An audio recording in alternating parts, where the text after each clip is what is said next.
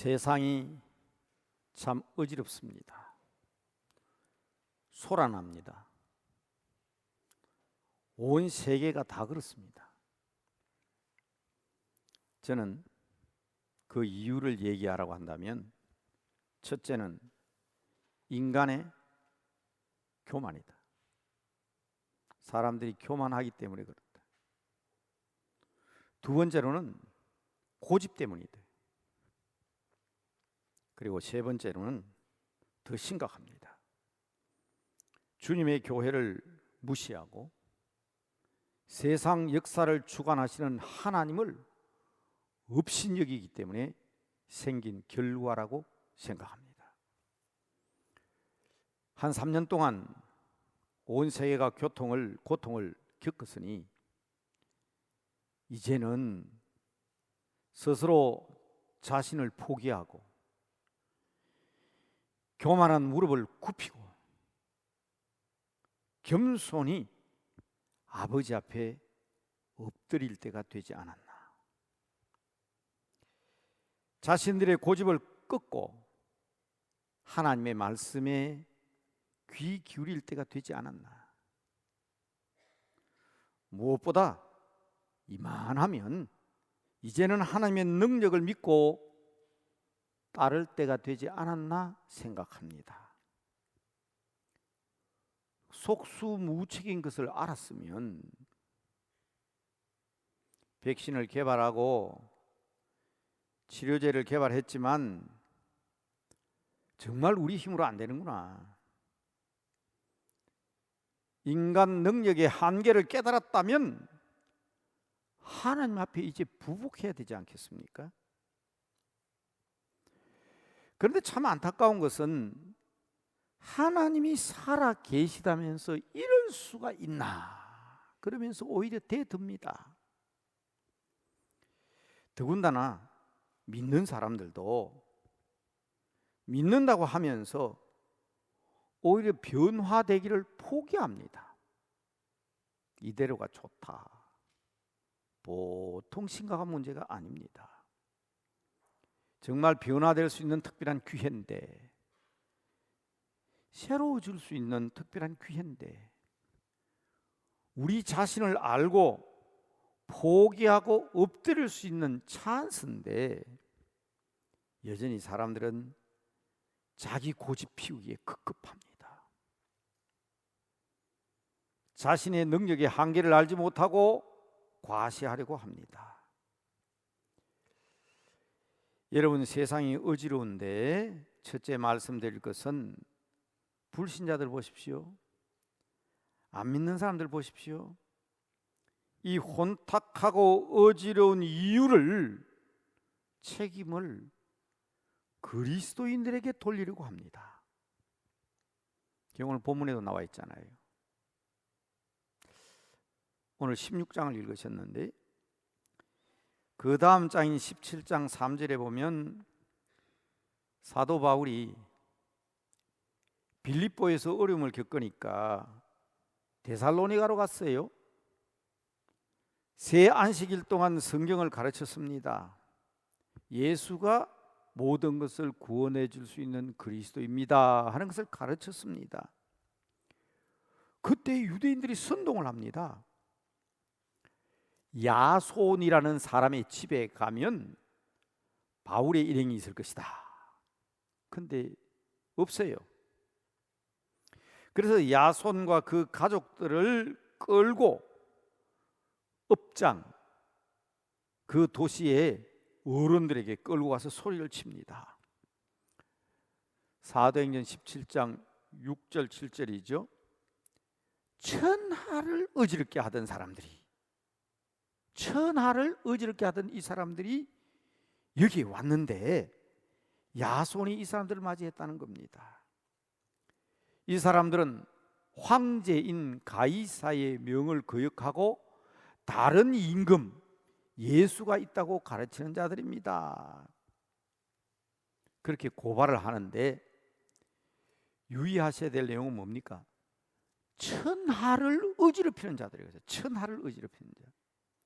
아니, 성경을 가르치고 예수를 전하고 귀신 들린 사람을 내쫓아주고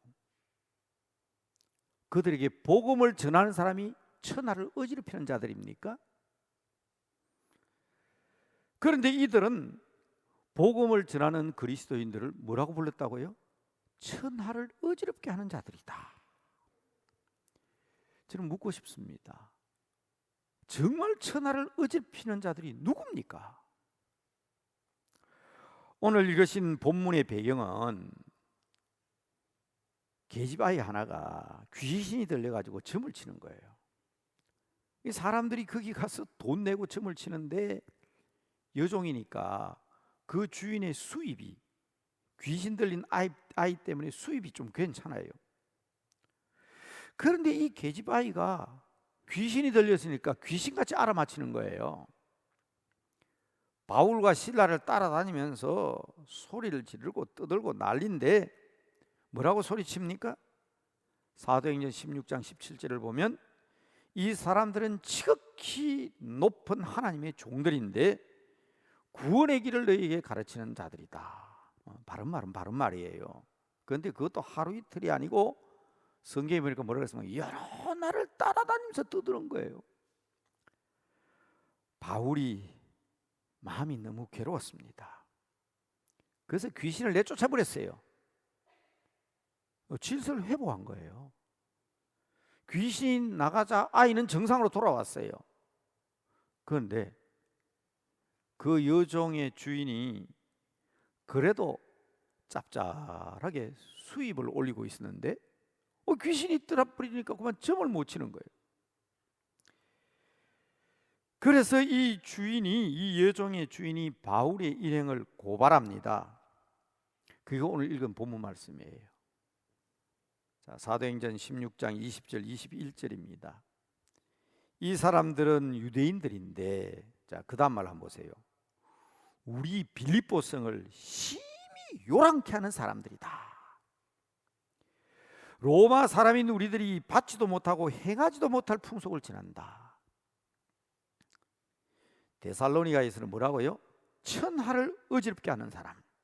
빌립보에서는 우리 도성을 심히 요란케 하는 사람이라고 불렀습니다.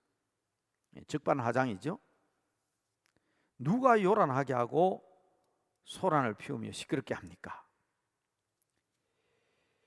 빌립보에서 사람을 잡겠다고 데살로니가까지 와서 야손의 집에 밤중에 침범해가지고 사람을 끌어내고 업장에 끌고 가는 그 사람들이 어지럽히는 사람들입니까? 아니면 회당에서 성경을 가르치고 병을 고치고 귀신을 내쫓는 사람들이 세상을 어지럽게 하는 사람들입니까? 저는 이 기사를 읽으면서 생각나는 게 하나 있어요. 중학교 2학년 때 역사 시간에 사회 시간이지요. 관동 대지진 사건에 대한 것을 공부하면서 이제 중학교 2학년 같으면 못 모르고 그렇죠? 아니 못 모를 때잖아요. 그리고 순수하잖아요. 지금도 생각납니다. 얼마나 제가 흥분을 했는지 아직도 내용을 기억합니다. 1919년 1919년 3.1 운동이 끝나고 얼마 지나지 않아서 일본 동경 도쿄와 간토 지방, 우리는 관동 지방이라고 그러죠. 대지진이 일어났어요.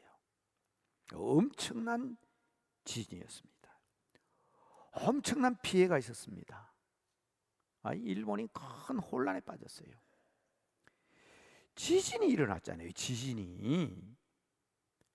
그런데 일본 민간인들과 군경들이 그 혼란하고 시끄럽고 무질서한 상황을 조선인들의 책임으로 돌렸습니다.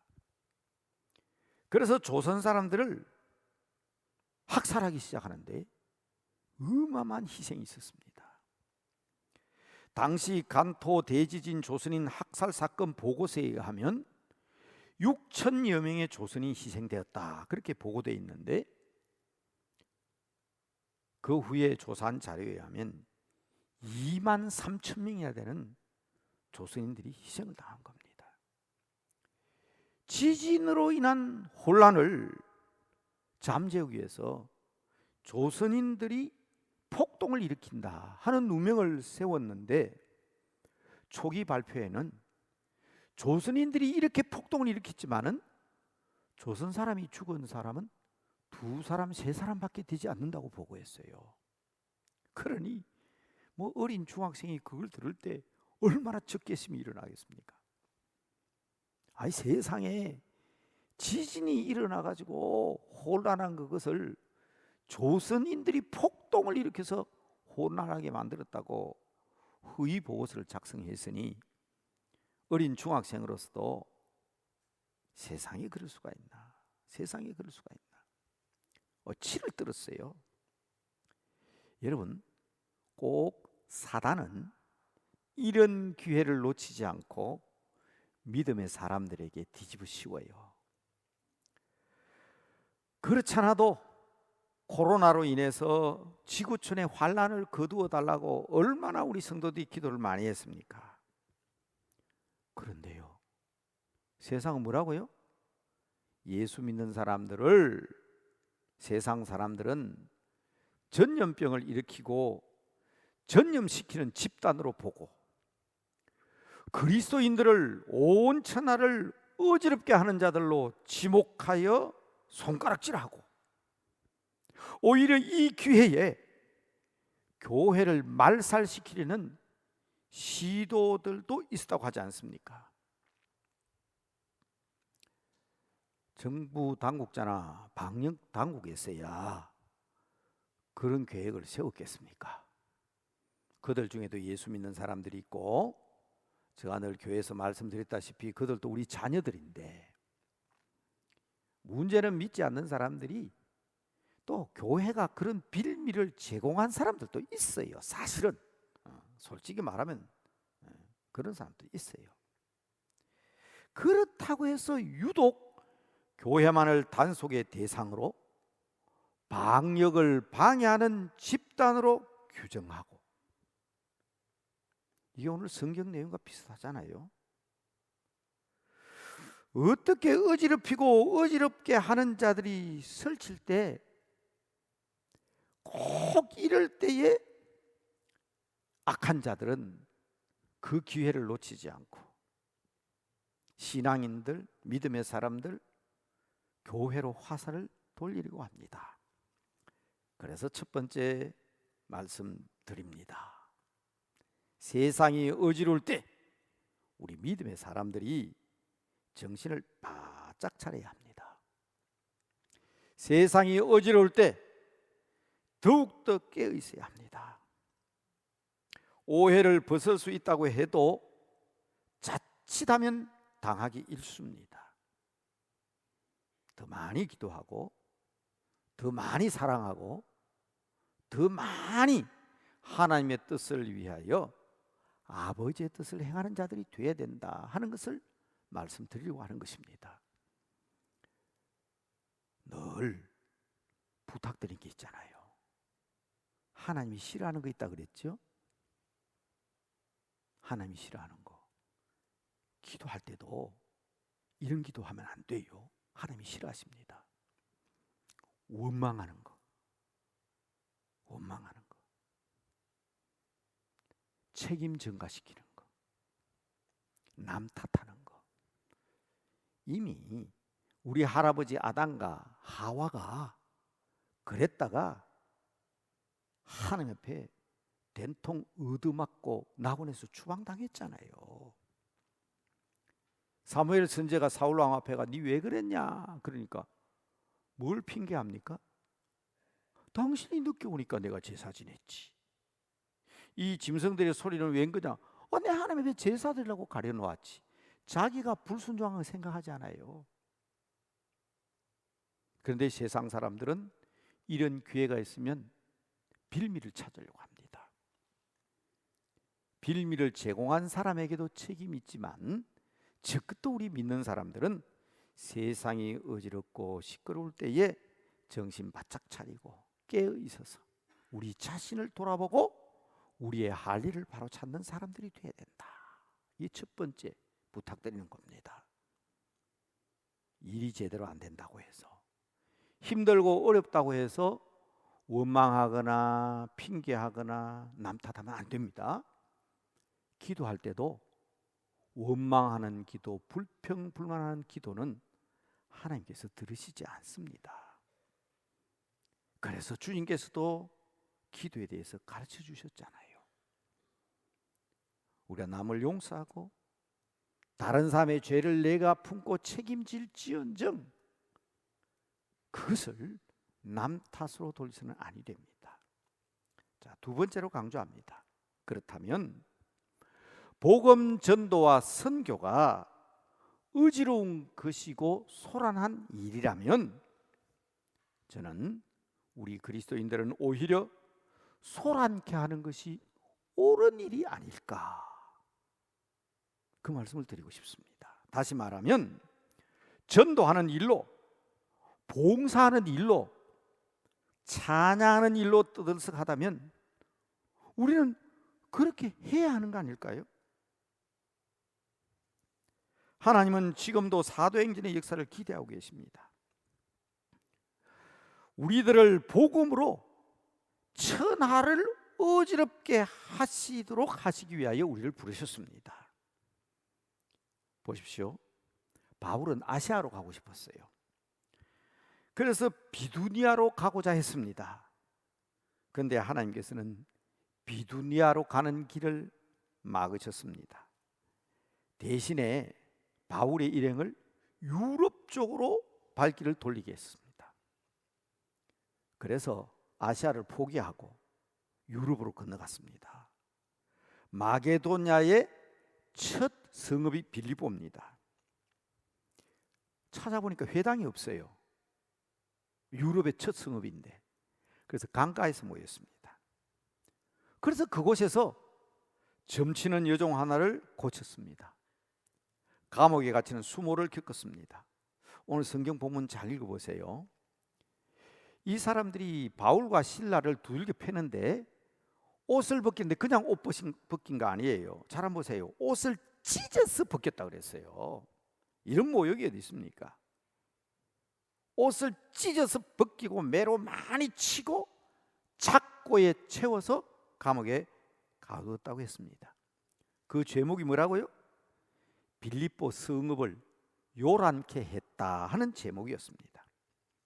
그들의 기준으로 보면 전도가 천하를 어지럽히는 행위고 귀신을 내쫓고 병을 고치는 행위가 도시를 요란하게 한 일이기 때문에 그런 벌을 내린다는 겁니다.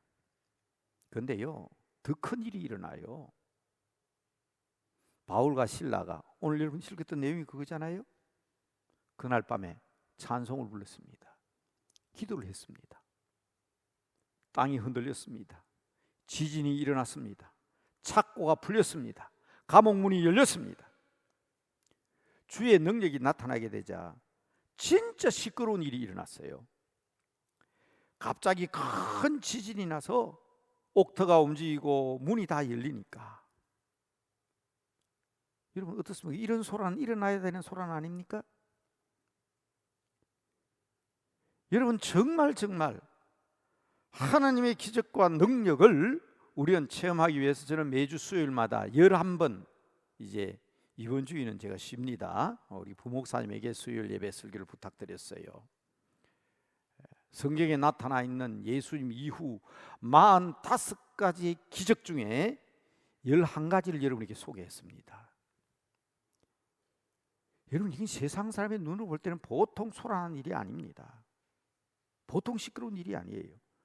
그러나 이런 기적과 이런 능력은 나타나야 되는 거 아닙니까?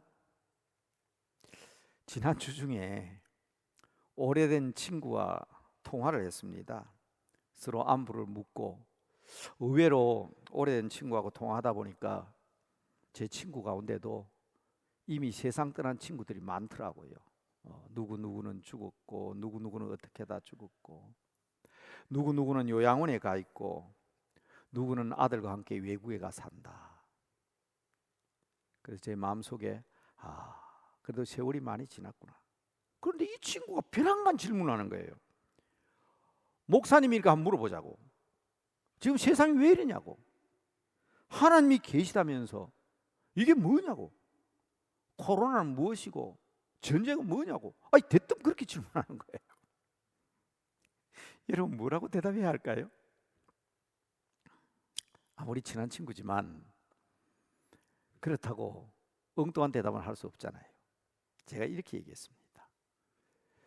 전도하니까 보기 싫다 그러고, 기도하니까 시끄럽다 하고, 장례식장에는 찬송도 못 부르게 하고, 그만 하나님께서 손을 떼신 거야. 내가 그랬어요.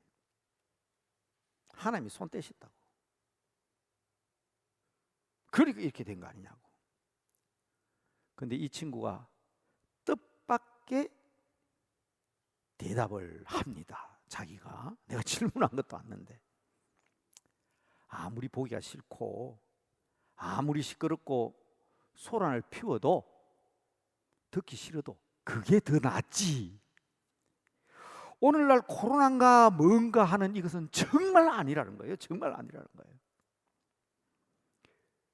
그러니 오히려 듣기 싫다 그러고 보기 싫다 그러고 시끄럽다 그래도 교회가 자기를 해야 될 것 같다고. 이건 정말 참기 어려운 일이라고. 여러분, 아이들이 많으면 시끄럽지요? 그렇지만 아이들은 있어야 되는 거 아닙니까? 소가 외양간에 있으면 지저분합니다. 소가 없으면 구유는 깨끗해요. 그렇지만 지저분하고 외양간이 혼란스러워도 소는 있어야 되는 거 아닙니까? 찬송과 기도 소리가 듣기 싫고 전도로 소란해도 세상은 시끄러워야 합니다. 만약 이것을 시끄럽다, 소란하다 책 잡는다면 말입니다. 여러분, 사순절이잖아요. 유사한 말씀을 기억하실 줄 압니다. 예수님께서 새끼 나귀를 타시고 예루살렘 성에 입성하셨습니다. 사람들이 겉옷을 펴고 종려나무 가지를 꺾어들고 호산나 찬양을 했습니다. 온 성읍, 예루살렘 성읍이 소란했습니다. 바리새인들이 주님께 찾아와서 이렇게 부탁합니다. 누가복음 19장 39절에 보면, 선생이여 당신의 제자들을 책망하소서 그랬습니다.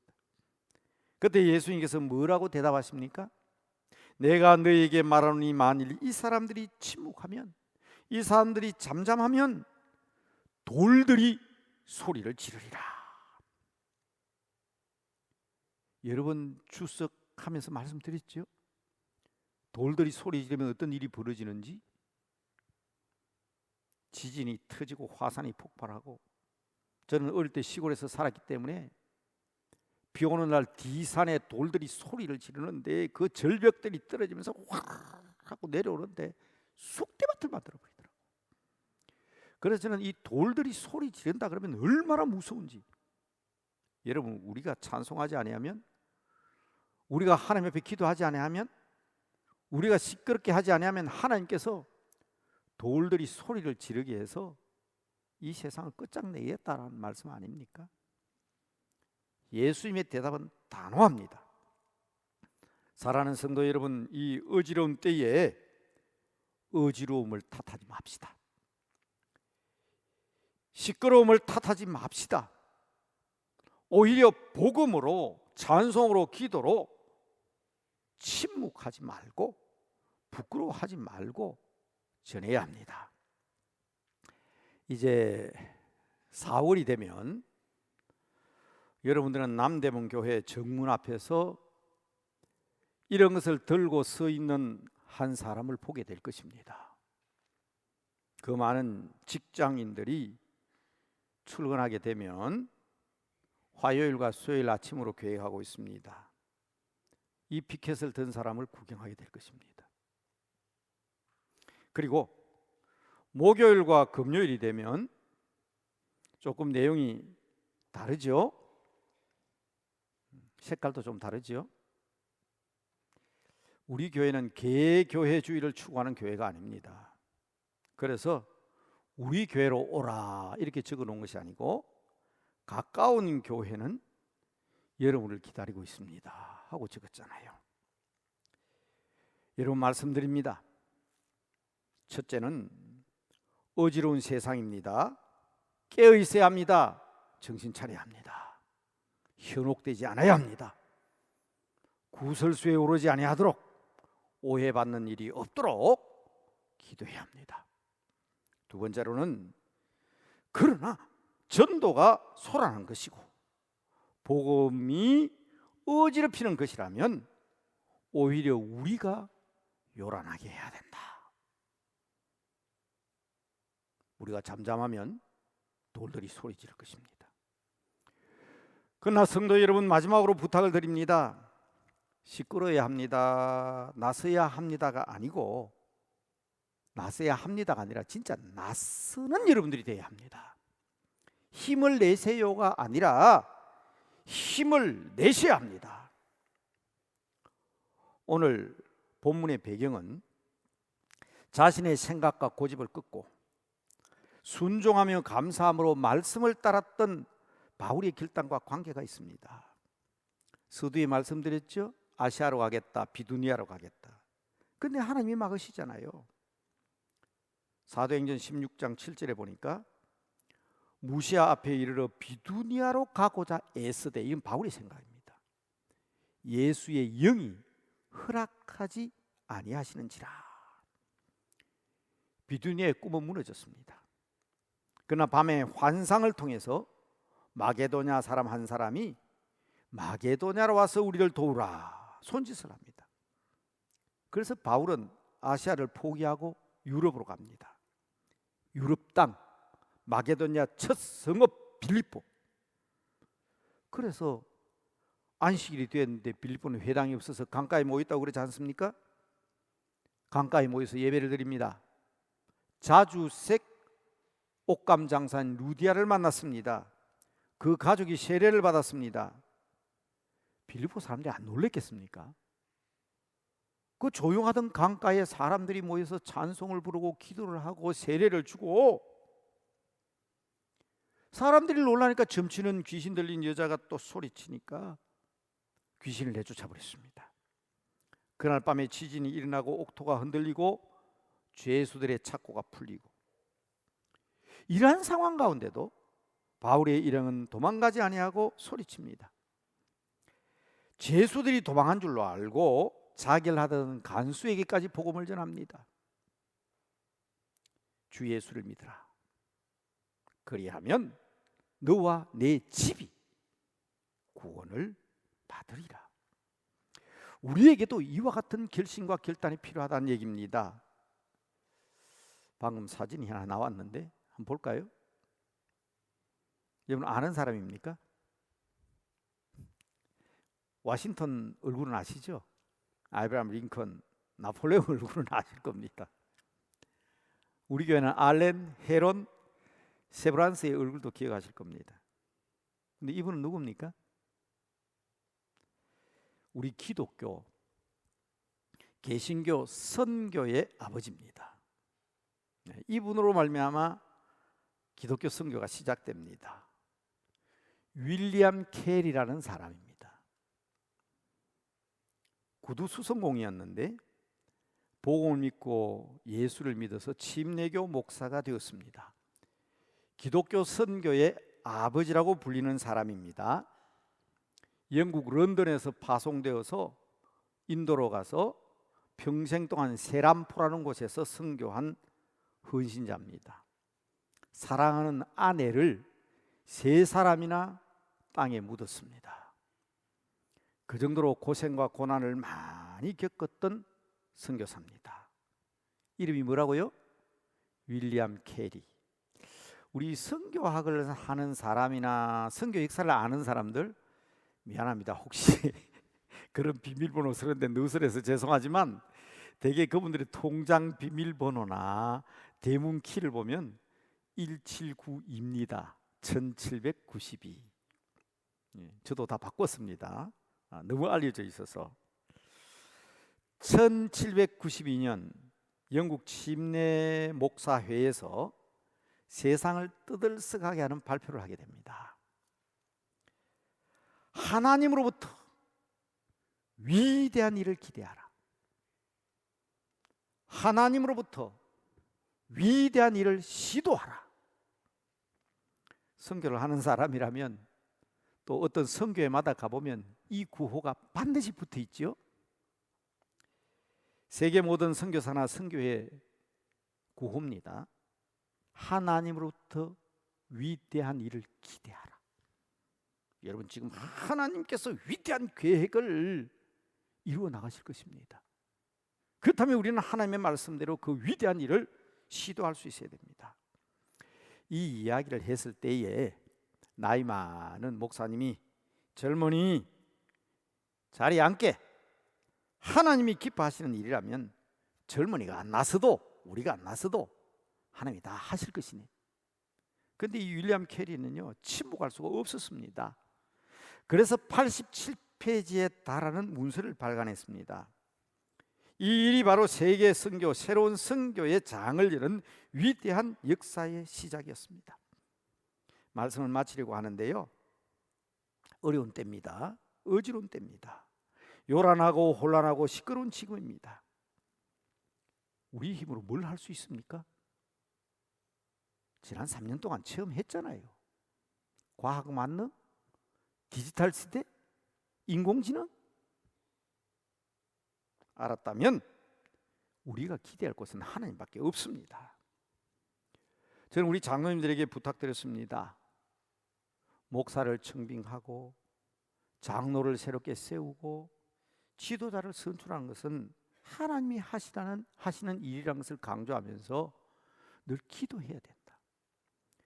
좋은 방법, 좋은 계책, 좋은 목표, 좋은 어떤 무엇도 필요하지만 모일 때마다 기도하는 것이다. 어떤 분이 저에게 물었어요. 뭐 장로님들 매주마다 모이는데 모여서 뭐 합니까? 그래서 기도하는 것이다. 하나님께서 어떠한 계획을 가지고 계신지, 하나님께서 말씀한 대로 순종하는 것이지. 지금은 여러분 기도해야 될 때입니다. 하나님으로부터 위대한 일을 기도로 시작하며 시도해야 합니다. 하나님께 맡기는 지혜로운 성도들이 되시기를 바랍니다. 그래서 이제 여러분과 같이 중요한 3가지의 제목으로 기도하려고 하는 것입니다. 아버지께 이 재난의 시대에 우리를 구원하시고 민족을 구원하시고 세상을 구원하여 주시옵소서. 코로나와 전쟁과 재난으로부터 하나님 구원해 주십시오. 어려운 때입니다. 그러나 오히려 하나님의 뜻을 기대하면서 우리가 복음으로 세상을 어지럽힐 수 있게 하여 주시옵소서. 찬송과 기도로, 기적으로 온 세상을 변화시켜 달라고 기도하셔야 합니다. 위대한 일을 기대하면서 말입니다. 성령의 도우심으로 새로운 일을 시도할 수 있는 저희들이 되게 해달라고 기도하셔야 합니다. 기회입니다. 여러분의 가정이 변화되고 사업이 확장되고 새로운 일이 이루어질 수 있는 절대적인 기회입니다. 다 같이 손 모으십시다. 그리고 잠깐 우리 음악을 듣겠습니다만은, 음악이 나옵니다만은 이건 음악 감상하라고 나오는 음악이 아니고 여러분 그래도 목소리가 이런 귀에라도 들리게 해달라고 그렇게 기도하라고 연주해 주시는 거예요. 다 같이 기도하십시다. 자기 목소리 자기 귀에 들리도록 이 제목들 붙들고 잠깐 기도합니다. 기도하십시다.